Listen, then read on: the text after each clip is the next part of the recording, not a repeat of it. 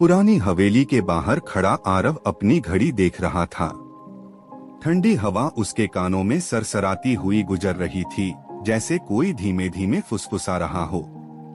सामने खड़ी वो हवेली सालों से बंद थी। लोग कहते थे कि वहां रात में सीढ़ियों से किसी के चलने की आवाज आती है, जबकि अंदर कोई नहीं रहता। आरव हंसा।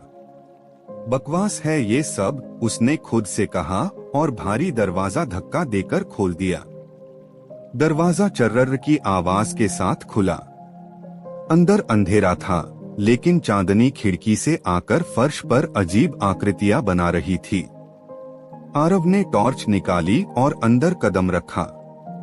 पहला कदम, दूसरा कदम, और तभी ऊपर से ठक ठक ठक सीढ़ियों से किसी के धीरे धीरे उतरने की आवाज आई। आरव रुक गया।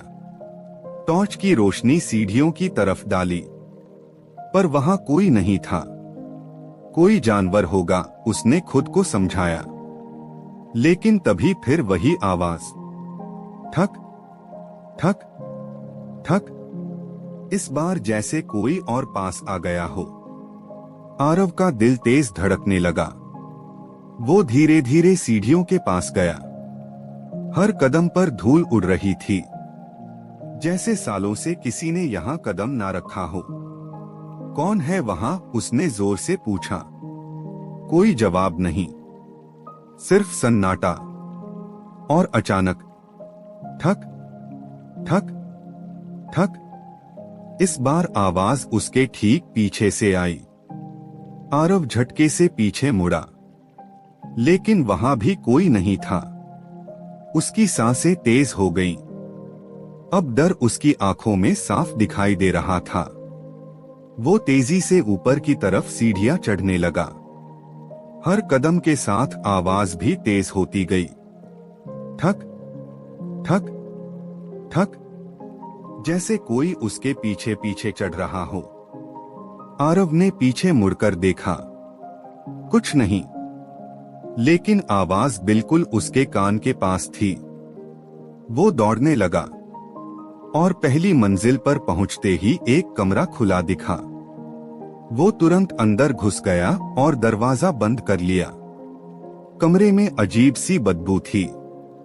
दीवारों पर पुराने खून जैसे निशान थे। और तभी कमरे के कोने में रखी कुर्सी अपने आप हिलने लगी। ठक ठक। अब आवाज कमरे के अंदर थी। आरव धीरे धीरे पीछे हटने लगा। कौन है? उसकी आवाज कांप रही थी। तभी दीवार पर एक परछाई उभरी, लेकिन वो उसकी अपनी परछाई नहीं थी। वो किसी और की थी। लंबी, टेढ़ी, और उसके सिर का आकार इंसान जैसा नहीं था। आरव का गला सूख गया। तू आ ही गया। एक फुसफुसाहट उसके कान में गूंजी। वो झटके से मुड़ा। कोई नहीं। लेकिन जैसे ही उसने फिर सामने देखा, कुर्सी पर कोई बैठा था। एक औरत। उसके बाल पूरे चेहरे पर फैले हुए थे और उसके पैर जमीन को छू नहीं रहे थे। आरव चीख पड़ा। औरत धीरे धीरे सिर उठाने लगी।